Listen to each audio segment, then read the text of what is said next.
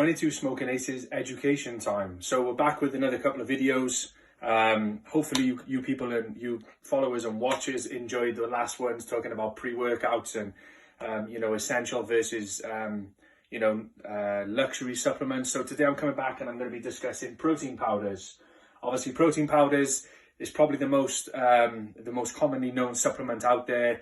There are a lot of myths, a lot of misinformation out there. So I just wanted to go down the nitty gritty of it, give you the most simplistic, condensed and concise version of basically what to look for in protein powders and how to select the right one for you. So first of all, basically I want to go over the types of protein powder that exist. There are variants of these, but generally speaking, 99.9% of the protein powder market is made up of these. Okay, so I've gone in order almost of quality. So first of all, we've got milk protein. Now, for those who don't know, protein powder, whey protein, is taken from milk. So what they do is when they actually pasteurize and they manufacture milk, the curd that is left over, the cottage cheese, they actually put a chemical in there, and the whey separates from the curd.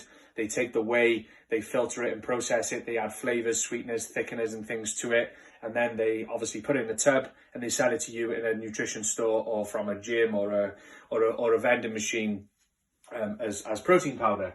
We've got basic milk protein. Now this is essentially, if you were to go and you were to buy, if you were going to buy powdered milk and you add water to it, that is essentially milk powder, which is milk protein. Now there is good protein in it, but it's also very high in fat. It's also very high in lactose, which is milk sugar. So if you're following some kind of a calorie controlled, carbohydrate restricted diet, you want to be wary of that.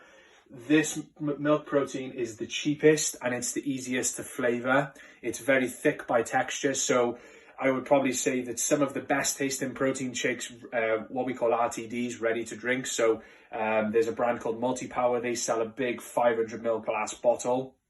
This one in particular is one that it tastes extremely well. You'll pay like £1.50 for a bottle. It tastes better than a McDonald's milkshake. The reason being is they use milk protein.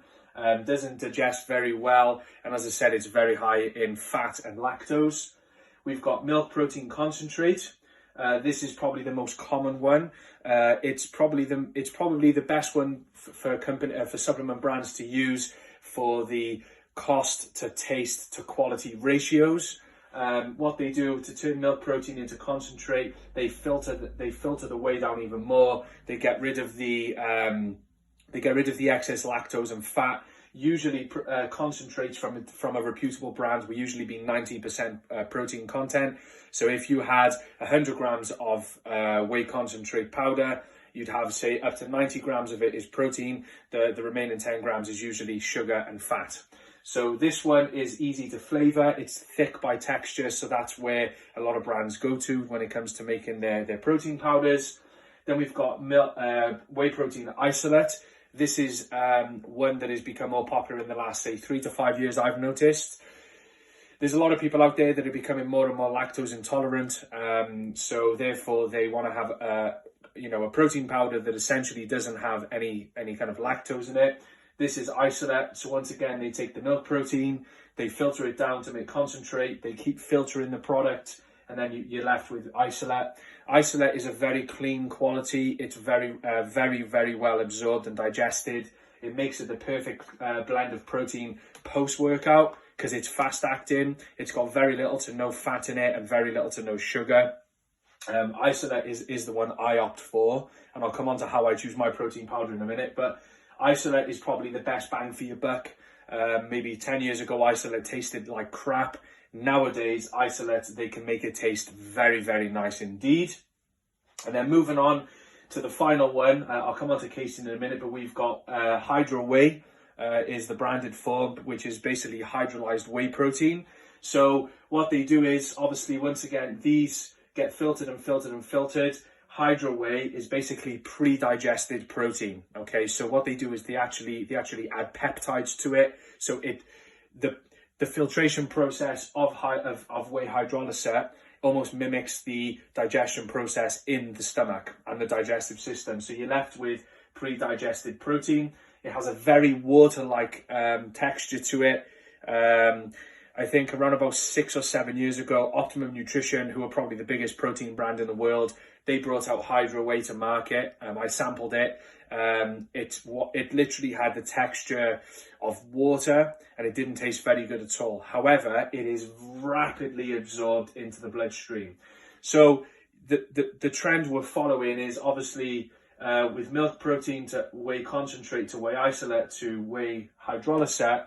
Not only is the quality getting better, but also the texture is getting thinner from milk to hydro, but also the digestion is going from bad to great. So, you know, very thick, not very digestible.